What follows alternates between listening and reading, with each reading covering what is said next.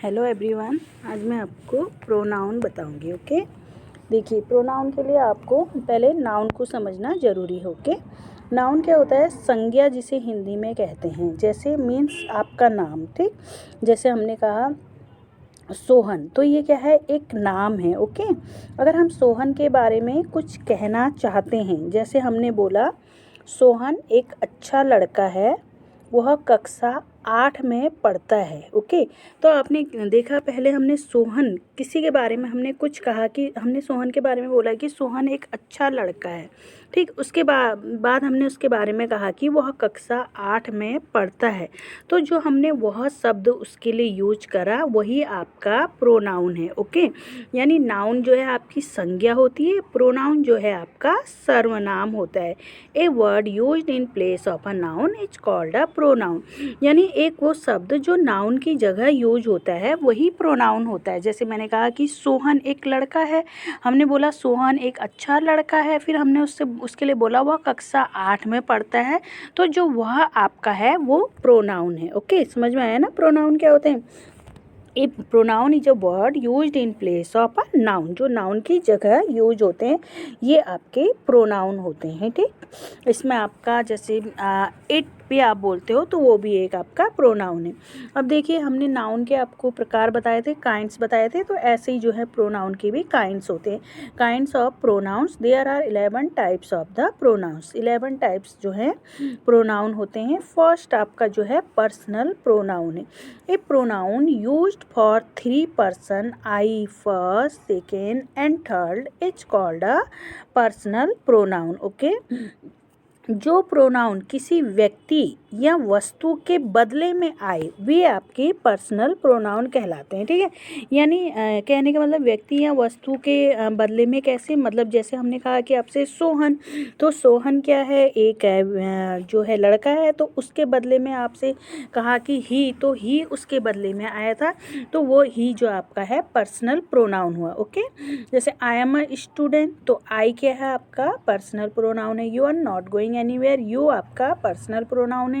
C is my first cousin, she आपका personal pronoun है। Okay, जैसे हम बोलते हैं ना आई एम अ स्टूडेंट, वैसे इसमें अगर हमसे पूछा जाए इसमें सब्जेक्ट क्या है, तो हम बोलेंगे आई हमारा सब्जेक्ट है, यू हमारा सब्जेक्ट है, सी हमारा सब्जेक्ट है। ओके, तो ये जो है आई जो है किसी के बदले में यूज हुआ है, यू जो है किसी के बदले में यूज हुआ है, सी जैसे किसी लड़की का नाम गीता है उसके बदले सी बोल दिया ना, तो सी जो है गीता की जगह यूज हुआ है, तो इसलिए ये आपका प्रोनाउन हुआ और ये पर्सनल प्रोनाउन हुआ। ओके, जैसे फर्स्ट पर्सन आपके जो होते हैं इसको उत्तम पुरुष बोलते हैं, जो शब्द बोलने वाले के लिए प्रयोग हो, ठीक। तो ये आपके फर्स्ट पर्सन होते हैं। I, my, me, mine, we, our, us, ours, ये सारे आपके जो है फर्स्ट पर्सन होते हैं। सेकेंड पर्सन मध्यम पुरुष जिससे बात कही जाती है, जैसे यू, योर्स, ये। थर्ड पर्सन जो होता है अन्य पुरुष होता है, वह व्यक्ति या वस्तु जिसके बारे में कुछ कहा जाए, जैसे ही, हिज, हिम, ये सारे आपके जो है थर्ड पर्सन हो गए, ठीक है। लेकिन देखिए इसमें भी जो है आपका सिंगुलर प्लूरल होता है। जो फर्स्ट पर्सन होता है ना, जैसे आपका सब्जेक्ट आई आ गया ना, तो ये नॉमिनेटिव कहलाता है, कर्ता कारक कहलाता है आपका आई। तो आई का जो प्लूरल होता है वो वी होता है, ठीक है। और इसमें जो है आपका जो आई है ये आपका नॉमिनेटिव है, कर्ता कारक है, यानी सब्जेक्ट जिसे हम बोलते हैं। और जो आपका जब हम मी बोलते हैं ना, तो ये ऑब्जेक्ट होता है आपका, ऑब्जेक्टिव होता है, कर्म कारक मी। और इसकी जगह आई के लिए आपका जो है मी का यूज होता है उसके बाद, और जो आपका वी है उसके लिए आपका अस का यूज होता है, ठीक है। अब अगर हम इससे जो है इसके संबंध बताना जाए, संबंध कारक जो है आई और मी के लिए जो संबंध होगा वो माई और माइन होगा। तो वो जो माई और माइन होते हैं आपके वो पजेसिव कारक होते हैं, ठीक। ओके, तो ये आपने देख लिया। और जो आपका इट होता है वो जो है निर्जीव वस्तुओं, पक्षों, पक्षियों, छोटे बच्चों, मौसम तथा किसी कथन का उल्लेख करने के लिए इट का प्रयोग होता है, ठीक। अब आप देख रहे हैं कि ये हमारा पर्सनल प्रोनाउन क्या हो गया, आई, यू, सी, ये हमारे पर्सनल प्रोनाउन हो गए, ठीक। जो यानी किसी व्यक्ति के बदले में आए वे पर्सनल प्रोनाउन होते हैं। अब हमारा नेक्स्ट है reflexive pronoun. A pronoun used to refer back to the subject is called a reflexive pronoun. They are myself, ourself, yourself, himself, herself, itself, themself, etc. Okay, ये आपके जो हैं रिफ्लेक्सिव प्रोनाउन हुए. ओके, यानी reflexive pronoun जिसे कि बोलते हैं निजवाचक सर्वनाम. ठीक, पर्सनल प्रोनाउन को बोलते हैं पुरुषवाचक सर्वनाम. जैसे आपको नाम से ही क्लियर हो जाता है, पुरुषवाचक सर्वनाम. ओके, रिफ्लेक्सिव प्रोनाउन आपका है निजवाचक सर्वनाम. वह प्रोनाउन है जो यह बताता है कि काम का प्रभाव कर्ता पर पड़ता है, और अगर एक वचन है तो उसमें सेल्फ होगा, और बहुवचन है तो उसमें जो है आपके सेल्फ्स होंगे. ओके, तो ये आपके रिफ्लेक्सिव प्रोनाउन हो गए. और इसमें क्या होता है, जैसे आपने बोला आई हर्ट माई सेल्फ, तो जो आपका माई सेल्फ है वो आपका रिफ्लेक्सिव प्रोनाउन हुआ. ओके, अब जैसे इसमें है ना example, I will white wash the wall my self, तो ये जो माई सेल्फ है ये आपका जो है रिफ्लेक्सिव प्रोनाउन हुआ. They have cooked this dish them self, तो ये आपका देम सेल्फ जो है ये आपका रिफ्लेक्सिव प्रोनाउन हुआ. ओके, जैसे आई के साथ आपको बोला था ना कि जो ऑब्जेक्ट जो आपका पजेसिव आएगा वो आपका माई आएगा. ठीक है, तो ये आई के साथ आपका माई जो है माई सेल्फ यूज हुआ है, और दे के साथ देम सेल्फ यूज हुआ, यानी वहाँ पे सेल्फ और दे जो है आपका SELVS सेल्फ जो बहुवचन में आपका यूज होगा. Okay, she decorated the picture herself, तो सी के साथ जो है हर सेल्फ यूज हुआ है. ये आपके रिफ्लेक्सिव प्रोनाउन होते हैं, यानी वो प्रोनाउन जो यह बताता है कि काम का प्रभाव कर्ता पर पड़ता है. अब है आपका emphatic pronoun. A pronoun used for the sake of laying emphasis is called an emphatic pronoun. Emphatic pronoun. Okay, जो प्रोनाउन कर्ता यानी जो सब्जेक्ट है पर जोर इम्फेसिस डालता है, यानी जो प्रोनाउन कर्ता पर जोर डालते हैं वे आपके इम्फेटिक प्रोनाउन कहलाते हैं. ये प्रोनाउन सदैव जो है नॉमिनेटिव केस में आपका होता है. इन प्रोनाउन में सेल्फ या सेल्फ लगता है, परंतु ये प्राय क्रिया से पहले आते हैं. ओके, जैसे आपको बताया था ना नॉमिनेटिव केस कर्ता कारक, यानी मैंने बोला था जो आई है आपका वो नॉमिनेटिव केस है, और जो आपका मी है वो आपका कर्म कारक हुआ. ओके, और जो आपका माई है वो आपका जो है संबंध कारक हुआ. ठीक है, तो इम्फेटिक कारक जैसे आपने कहा I myself can do it. Okay, तो आपसे क्या बोला कि इन प्रोनाउन में भी क्या बोला है कि नॉमिनेटिव केस में होते हैं. ये प्रोनाउन क्या होते हैं, अधिकतर जो है नॉमिनेटिव केस में होते हैं. जैसे आप देख रहे हो कि आई के बाद सीधे इसमें माई सेल्फ आया है ना, लेकिन आपने देखा कि रिफ्लेक्सिव में ऐसा नहीं है. आपने देखा I will white wash the wall my self, यहाँ लास्ट में आपका आया है, और इधर पे जो है सीधे आई के बाद ही आपका माई सेल्फ आया हुआ है जो इम्फेटिक प्रोनाउन है उसमें. ठीक है, अब ये देखिए रिफ्लेक्सिव और इम्फेटिक प्रोनाउन में अंतर देखते हैं. चलिए, रिफ्लेक्सिव प्रोनाउन में सेल्फ का अर्थ क्या होता है, अपने आप होता है. ठीक है, परंतु इम्फेटिक प्रोनाउन में सेल्फ का अर्थ स्वयं होता है. ठीक, जैसे मैंने बोला I can do it my self, मैं इसे अपने आप कर सकता हूँ. अगर मैंने ये बोला I can do it my self, मैं इसे अपने आप कर सकता हूँ, तो ये आपका क्या हो गया, रिफ्लेक्सिव प्रोनाउन हो गया. अगर मैं बोलती हूँ I myself can do it, मैं, तो इसका मतलब चेंज होता है मैं स्वयं इसे कर सकता हूँ, तो ये आपका इम्फेटिक प्रोनाउन हो गया. ठीक है, जैसे आपने देखा I myself showed you the way, मैं स्वयं आपको रास्ता दिखाऊंगा, तो ये आपका जो है इम्फेटिक प्रोनाउन हो गया जहाँ पे आपने स्वयं का यूज करा. ठीक है, मैं स्वयं जो है I myself showed you the way, मैं आपको स्वयं रास्ता दिखाऊंगा. ठीक है, तो आपका इम्फेटिक प्रोनाउन हो गया. और आपने ऊपर देखा I will white wash the wall my self, तो यहाँ पे ये इसका मतलब हो गया कि मैं जो है वाइट वॉश जो है अपने आप करूँगा. ठीक है, मतलब मैं दीवार को वाइट वॉश अपने आप करूँगा. तो यहाँ पे इसका आप देख रहे हैं मीन जो है चेंज हो रहा है, तो ये आपका जो है रिफ्लेक्सिव प्रोनाउन हो गया. और जो आपका ये स्वयं है तो ये आपका इम्फेटिक प्रोनाउन हो गया, ठीक है। ये अंतर है रिफ्लेक्सिव और इम्फेटिक प्रोनाउन में, लेकिन देखने में एक से ही लगते हैं। यहाँ पे भी myself, ourself, yourself, himself, herself, itself, themself का यूज होता है, और यहाँ भी आपका जो है myself, themself, yourself का यूज होता है। Okay, emphatic pronoun, a pronoun use for the sake of laying emphasis is called an emphatic pronoun. समझ में आ रहा है ना। रिफ्लेक्सिव प्रोनाउन वह प्रोनाउन जो यह बताता है कि काम का प्रभाव कर्ता पर पड़ता है। ओके, और इम्फेटिक प्रोनाउन जो प्रोनाउन कर्ता पर जोर डालते हैं वे इम्फेटिक प्रोनाउन आपके कहलाते हैं। ओके, क्लियर हुआ ना। और क्या होता है, जो रिफ्लेक्सिव प्रोनाउन का केस होता है वो अधिकतर क्या होता है, ऑब्जेक्टिव केस होता है, ठीक है, जबकि इम्फेटिक प्रोनाउन का केस नॉमिनेटिव केस होता है। नॉमिनेटिव और ऑब्जेक्टिव समझ रहे हैं ना। नॉमिनेटिव मतलब आपका जो सब्जेक्ट, हम बोलते हैं ना सब्जेक्ट, जैसे आई बोला मैंने बोला इसमें सब्जेक्ट क्या है, तो आपने बोला कि आई है, तो ये नॉमिनेटिव केस हो गया। और ऑब्जेक्टिव केस यानी कर्म कारक आपसे बोल रहे हैं, जैसे कहा कि ही सेड टू मी, तो ही आपका जो है सब्जेक्ट हो गया, नॉमिनेटिव हो गया, और मैंने जो मी कहा वो आपका ऑब्जेक्टिव हो गया, यानी ऑब्जेक्ट का केस हो गया, ठीक है।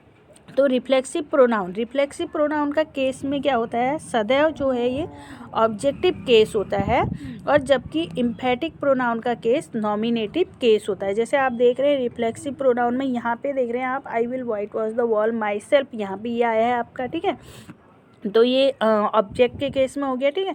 और यहाँ पे इम्फेटिक में आप देख रहे हैं I myself showed you the way, तो ये जो है इम्फेटिक प्रोनाउन आपका नॉमिनेटिव केस में हो गया, यानी जो आपका आई है वो आपका सब्जेक्ट है, तो उसके बगल में जस्ट आपका जो है माई सेल्फ है, ठीक है। लेकिन आप ऊपर देख रहे हैं रिफ्लेक्सिव में ऐसा नहीं है। तो क्लियर हुआ ना आपको कि रिफ्लेक्सिव प्रोनाउन क्या होता है, इम्फेटिक प्रोनाउन क्या होता है। दोनों ही जो है मतलब सेम चीज़ें इसमें होती हैं, लेकिन इसमें आपको अंतर मालूम होना चाहिए कि अंतर क्या होता है। जैसे यहाँ पे माई सेल्फ आपका देख रहे हैं लास्ट में आ रहा है, और यहाँ इम्फेटिक में आप देख रहे हैं कि कर्ता के बगल में ही आ रहा है। तो क्लियर है ना रिफ्लेक्सिव प्रोनाउन और emphatic pronoun. Now clear. Okay, next देखते हैं हम आपका डेमोन्स्ट्रेटिव प्रोनाउन। नेक्स्ट आपका है a pronoun use to point out the person और thing we talk about is known as a demonstrative pronoun. Okay, जब हम मतलब किसी की तरफ इशारा करते हैं, ठीक है, यानी एक demonstrative pronoun use to point out, जो पॉइंट आउट करता है किसको, पर्सन को या थिंग को, जिसके बारे में हम बात करते हैं, वो आपके जो है डेमोन्स्ट्रेटिव प्रोनाउन कहलाते हैं। ओके, डेमोन्स्ट्रेटिव प्रोनाउन, ठीक। तो डेमोन्स्ट्रेटिव प्रोनाउन क्या है, जो प्रोनाउन व्यक्तियों या वस्तुओं की ओर संकेत करते हैं वो आपके डेमोन्स्ट्रेटिव प्रोनाउन यानी संकेतवाचक सर्वनाम कहलाते हैं। ओके, संकेतवाचक सर्वनाम, जैसे आपने देखा नाम से ही पता चल रहा है, पर्सनल प्रोनाउन पुरुषवाचक सर्वनाम, ठीक है। और फिर उसके बाद हमने आपको बताया रिफ्लेक्सिव प्रोनाउन निजवाचक सर्वनाम, इसका मतलब हुआ। ओके, फिर इम्फेटिक प्रोनाउन जिसमें हुआ ढिंडता सूचक सर्वनाम, नाम से ही जैसे पता चल रहा है ढिंडता सूचक सर्वनाम। ओके, फिर आपका डेमोन्स्ट्रेटिव प्रोनाउन यानी नाम से ही पता चलता है संकेतवाचक सर्वनाम। ओके, जैसे ये है ना this is a beautiful moment, example जैसे हैं ये आपके वर्ड इसमें इस टाइप से होंगे like this, that, this, those, ये, ठीक है। अब है this is a beautiful moment, ठीक, तो ये दिस किसकी तरफ इशारा कर रहा है, ब्यूटीफुल मोमेंट की तरफ, तो ये दिस यानी आपका जो है डेमोन्स्ट्रेटिव प्रोनाउन है। ये एक प्रोनाउन है, और कौन सा प्रोनाउन है, डेमोन्स्ट्रेटिव प्रोनाउन है। Okay, that is my pen यानी डैट किसकी तरफ इशारा कर रही है, पेन की तरफ इशारा कर रही है, और जो आपका डैट है वो आपका क्या है, प्रोनाउन है, और कौन सा प्रोनाउन है, डेमोन्स्ट्रेटिव प्रोनाउन है। Okay, those are your books, ठीक, ये आपके जो हैं डेमोन्स्ट्रेटिव प्रोनाउन है। लेकिन एक चीज़ देखिए, अगर हम कहेंगे this is a good book, ठीक है, तो ये जो है आपका डेमोन्स्ट्रेटिव प्रोनाउन होता है, यानी क्या है, जैसे मतलब दिस, डैट, दिस, दोज, इस प्रकार के मुख्य प्रोनाउन है। जब ये शब्द अकेले आते हैं और इनके साथ कोई नाउन नहीं होता है तो ये डेमोन्स्ट्रेटिव प्रोनाउन होते हैं। ओके, जैसे मतलब this is a good book, this अकेले आया ना, इसके साथ कोई नाउन नहीं है, तो ये आपके डेमोन्स्ट्रेटिव प्रोनाउन हो गए। अगर हम लिखते हैं दिस बुक इज गुड, यानी दिस के बाद जो है आपका बुक आया है, और वो बुक जो है आपका एक नाउन है, तो यहाँ पे ये जो है डेमोन्स्ट्रेटिव एडजेक्टिव हो जाएगा। ओके, डेमोन्स्ट्रेटिव प्रोनाउन ना होके डेमोन्स्ट्रेटिव एडजेक्टिव ही हो जाता है। ओके, क्लियर ना। अब देखिए इनडेफिनेट प्रोनाउन आपका है। इनडेफिनिट प्रोनाउन यानी a pronoun used to talk about a person और thing indefinitely is known as an indefinite pronoun. Okay, यानी indefinite pronoun जिससे कि आप क्या कहते हैं, जिन प्रोनाउन से किसी निश्चित वस्तु अथवा व्यक्ति का बोध नहीं होता है, ओके, नहीं होता है, वे इंडेफिनेट प्रोनाउन यानी नाम से ही जैसे पता चलता है कि अनिश्चयवाचक सर्वनाम कहलाते हैं। Okay, a pronoun use to talk about a person और थिंग इनडेफिनेटली बोल रहे हैं ना, पर एक प्रोनाउन यूज होता है बात करने के लिए पर्सन और थिंग, लेकिन indefinitely is known as an indefinite pronoun. जिन प्रोनाउन से किसी निश्चित वस्तु या अथवा व्यक्ति का बोध नहीं होता है वे इनडेफिनेट प्रोनाउन कहलाते हैं, यानी अनिश्चयवाचक सर्वनाम वो कहलाते हैं। ठीक, जैसे इसमें आपका आ गया one, none, all, many, few, other, some, anybody, somebody, nobody. Okay, यहाँ पे आपके एग्जाम्पल देखिए, जैसे ये है दे आर समवन, समवन जो है आपका ये इंडेफिनेट प्रोनाउन के अंदर आएगा। No one, something, anyone, anybody, all, another, no other, few, ETC, ये आपके इंडेफिनेट प्रोनाउन हो गए। जिसे एग्जाम्पल देखते हैं, चलिए, no one is ready to help me, कोई मेरी मदद करने के लिए तैयार नहीं है, यानी ये किसी एक व्यक्ति के बारे में नहीं कह रहे हैं, आप किसी एक पर्टिकुलर पर्सन का नाम नहीं ले रहे, आपने कहा नो वन, यानी वो कोई भी हो सकता है ना, कोई भी कह रहे हैं आप, तो ये जो नो है, नो वन है आपका, ये इनडेफिनेट प्रोनाउन हुआ। और इनडेफिनेट प्रोनाउन क्यों हुआ है, क्योंकि ये किसी पर्टिकुलर व्यक्ति के बारे में नहीं कह रहा। समवन, ऑल, ऑल में सब आगे, सब, यानी कोई पर्टिकुलर पर्सन आप किसी का नाम लेके नहीं कह रहे हो, आप कह रहे हो all, all are equal in the eyes of the law. तो ये जो ऑल है आपका ये इनडेफिनेट प्रोनाउन हुआ। ये नो वन, सम वन, ऑल ये प्रोनाउन होते हैं, और कौन से प्रोनाउन होते हैं, इनडेफिनेट प्रोनाउन होते हैं। ओके, फिर नेक्स्ट आपका जो है इंट्रोगेटिव प्रोनाउन है। इंट्रोगेटिव प्रोनाउन जैसा आपको नाम से ही पता चलता है, प्रश्नवाचक सर्वनाम। ओके, इंट्रोगेटिव प्रोनाउन यानी आपका जो है प्रश्नवाचक सर्वनाम है। Okay, a pronoun use to make a question is known as an interrogative pronoun, यानी जिससे आप क्वेश्चन करते हैं वो आपके जो हैं इंट्रोगेटिव प्रोनाउन कहलाते हैं। ओके, तो देखिए इसमें क्या है, वर्ड्स ऐसे आएंगे इसमें, who, whom, what, whose, which are interrogative pronoun. जो प्रोनाउन प्रश्न पूछने के लिए आते हैं उन्हें इंट्रोगेटिव प्रोनाउन कहते हैं, यानी प्रश्नवाचक सर्वनाम कहते हैं। ठीक, जैसे देखिए who was the first PM of India. अब यहाँ पे हु देखिए, हु कौन से मतलब है इसका, ठीक है, तो ये आपके इंट्रोगेटिव प्रोनाउन हुए। और लास्ट में इसमें पहचान भी है कि आपके जो है क्वेश्चन मार्क होगा। Okay, what do you expect me to do, whom do you wish to marry, तो ये आपका इंट्रोगेटिव प्रोनाउन हुआ। लेकिन देखिए अगर हु या होम बीच में आते हैं तो वो आपके जो है रिलेटिव प्रोनाउन होगा, ना कि इंट्रोगेटिव प्रोनाउन। ठीक है, अभी बताते हैं उसे आगे, तब तक हम आपको बताते हैं distributive pronoun. Okay, distributive pronoun, a pronoun use to talk about each and every person separately is known as distributive pronoun. यानी डिस्ट्रीब्यूटिव प्रोनाउन क्या है, विभाग सूचक सर्वनाम। वह प्रोनाउन है जो वाक्य में आए हुए व्यक्तियों या वस्तुओं में से प्रत्येक का बोध कराते हैं, वो आपके डिस्ट्रीब्यूटिव प्रोनाउन होते हैं। जैसे everyone in the theatre clapped with joy, neither of us passed the test, any of the books will tell you about Tagore। Okay, तो इसमें जो आपके they, both, everyone, any, each, one, neither, इस type के आपके word होंगे, either, तो ये जो है आपके डिस्ट्रीब्यूटिव प्रोनाउन यानी विभाग सूचक सर्वनाम ये कहलाएंगे आपके। ठीक है, ईच, ईदर, नीदर के पश्चात जो है एक वचन क्रिया का प्रयोग भी होता है। ओके, और इधर और नीदर का प्रयोग दो व्यक्तियों या वस्तुओं के लिए होता है। ईच का दो या दो से अधिक में प्रत्येक के लिए किया जाता है प्रयोग। ओके, जब ये शब्द अकेले बिना नाउन के साथ आते हैं तो ये डिस्ट्रीब्यूटिव प्रोनाउन कहलाते हैं। लेकिन अगर ये जो हैं और ये किसी नाउन के साथ आते हैं तो डिस्ट्रीब्यूटिव एडजेक्टिव ये कहलाते हैं, यानी each of the boys gets a prize, ये तो आपका डिस्ट्रीब्यूटिव प्रोनाउन हो गया। और जैसे हमने कहा ईच के बाद आपका सीधे बॉय आया है ना, नाउन आया है, तो ये डिस्ट्रीब्यूटिव एडजेक्टिव हो जाता है। ओके, तो क्लियर हो गया ना आपको, डिस्ट्रीब्यूटिव प्रोनाउन यानी विभाग सूचक सर्वनाम। ओके, तो इसमें इस टाइप के वर्ड आपके होंगे both, everyone, any, each, one, neither, either, ये जहाँ पे होंगे तो आप समझ लेना कि ये डिस्ट्रीब्यूटिव प्रोनाउन है। ओके, इसके बाद है reciprocal pronoun. Okay, a pronoun used to talk about mutual relationship is called a reciprocal pronoun. They are each other know one another. Okay, जब दो प्रोनाउन साथ साथ आते हैं तो वे रेसिप्रोकल प्रोनाउन यानी परस्पर वाचक सर्वनाम कहलाते हैं। जैसे हमने यहाँ पे कहा Mohan and Sohan loved each other, तो यहाँ पे दो लोगों के बारे में बात करिए कि वो एक दूसरे से लव करते हैं, तो ये आपका जो है रेसिप्रोकल प्रोनाउन आ गया। ठीक है, यानी परस्पर वाचक सर्वनाम, जब दो प्रोनाउन साथ साथ आते हैं तो वे जो है आपके रेसिप्रोकल प्रोनाउन कहलाते हैं।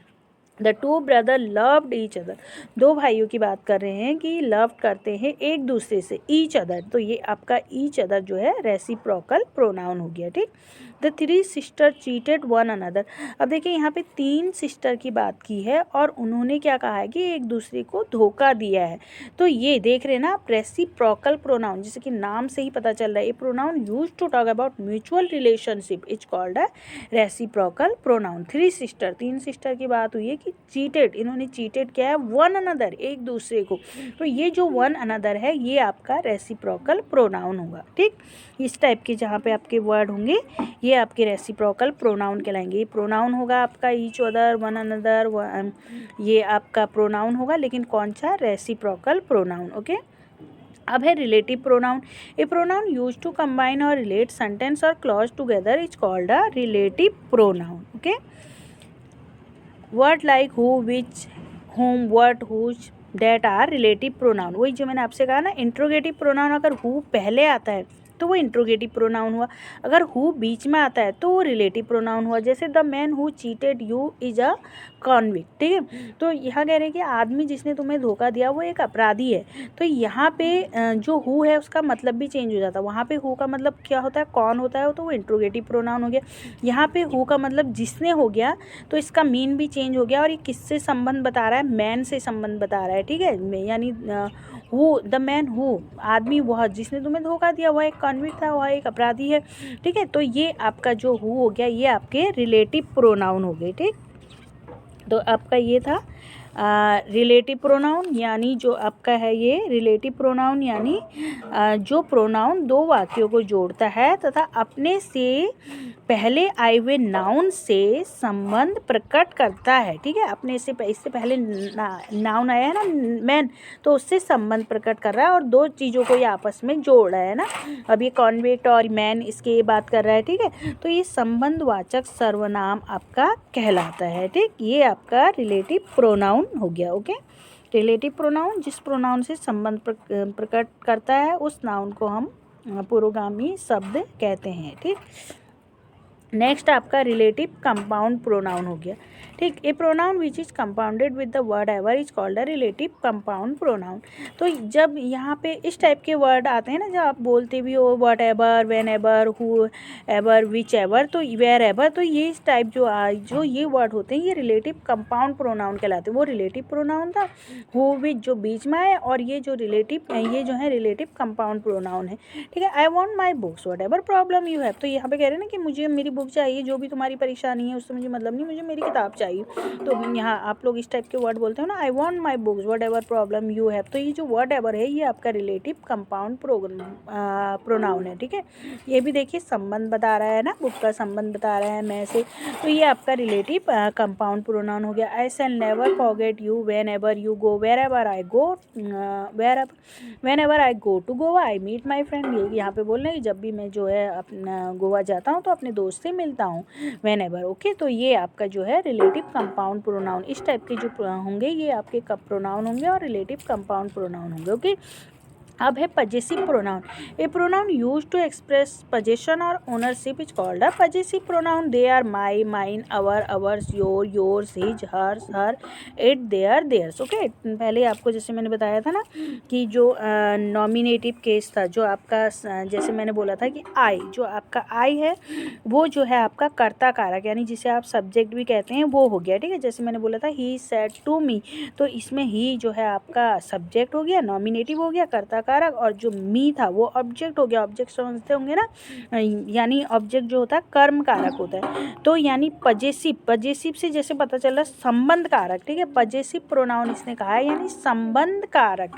मतलब दिस बुक इज माइन, जैसे कह रहे हैं दिस बुक, यानी इस बुक का संबंध किससे है, माइन, मुझसे है। ठीक है, दिस बुक इज माइन, यह बुक मेरी है। तो ये जो माइन है आपका, ये आपका पजेसिव प्रोनाउन हो गया। दैट इज अवर गार्डन, तो उस गार्डन की तरफ संकेत कर रहे हैं और बोल रहे हैं कि वो हमारा है, यानी हमारा है। ठीक है, उसका संबंध किससे है, हमसे है। तो ये आपका जो है पजेसिव प्रोनाउन हो गया। दोज आर माई कीज, वे कीज जो है मेरी हैं, यानी दोज आर माई कीज। तो जो आपने माई कहा है, माई कीज जो आप बोल रहे हैं वो आपका संबंध कारक हो गया। ठीक है, तो यानी पजेसिव प्रोनाउन हो गया। ठीक, अंतर समझ में आ रहा ना। पर्सनल प्रोनाउन जहाँ पे आपका ही, शी आएगा, ये पर्सनल प्रोनाउन है। और पजेसिव प्रोनाउन कहाँ है, जो आपके माइन, अवर, माई आ रहे हैं, ये आपके पर्सनल प्रोनाउन है। अगर हम वी कहते हैं तो वी आपका जो है सॉरी पर्सनल प्रोनाउन बोले, ये आपके पजेसिव प्रोनाउन है, माइन, अवर, माई। ठीक है, अगर हम देखिए वी बोलते हैं तो वी आपका जो है पर्सनल प्रोनाउन होगा, ना कि पजेसिव प्रोनाउन। अगर आप यहाँ पे जो है इस टाइप के वर्ड यूज करते हैं, माइन, अवर, माई, तो ये आपके पजेसिव प्रोनाउन हो गए। ठीक है, क्लियर है ना, समझ में आ रहा है ना आपको अंतर इसमें। देखिए आपका जैसा कि पहले बताया था हमने, हम प्रोनाउन की अगर डेफिनेशन आपसे पूछते हैं तो आप बोलेंगे अ word used in place of a noun is called a pronoun. ठीक है, जो मतलब नाउन की जगह वो जो वर्ड यूज होता है, जैसे आपसे कहा सोहन, और सोहन के लिए जो वर्ड यूज हुआ वह जो है आपका प्रोनाउन हो गया, और जो सोहन था वो नाउन हो गया आपका।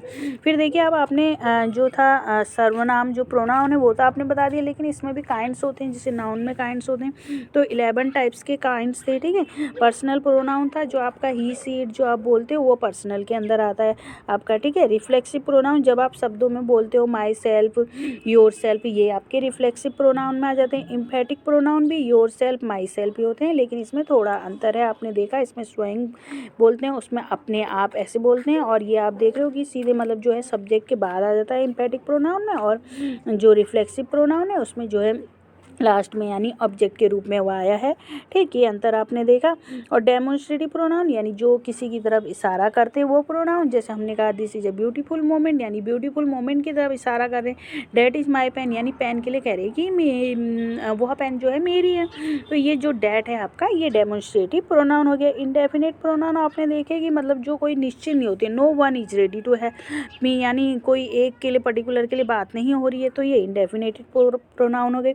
और इंट्रोगेटिव प्रोनाउन आपने देखा जहाँ क्वेश्चन किया जा रहा है और पहले आ रहा है और लास्ट में क्वेश्चन मार्क आ रहा है। ठीक है, इंट्रोगेटिव प्रोनाउन हो गए। और डिस्ट्रीब्यूटिव प्रोनाउन आपने देखा जैसे मतलब एवरीवन, नीदर, एनी, ये बोलते हैं ना, तो ये आपके डिस्ट्रीब्यूटिव प्रोनाउन हो गए। रेसिप्रोकल प्रोनाउन आपने देखा, ईच अदर, वन अनदर, ये सारी चीज़ें आपकी रेसिप्रोकल प्रोनाउन हो गई। और आपने देखा रिलेटिव जो आपका था रेसिप्रोकल प्रोनाउन, ये आपका हो गया।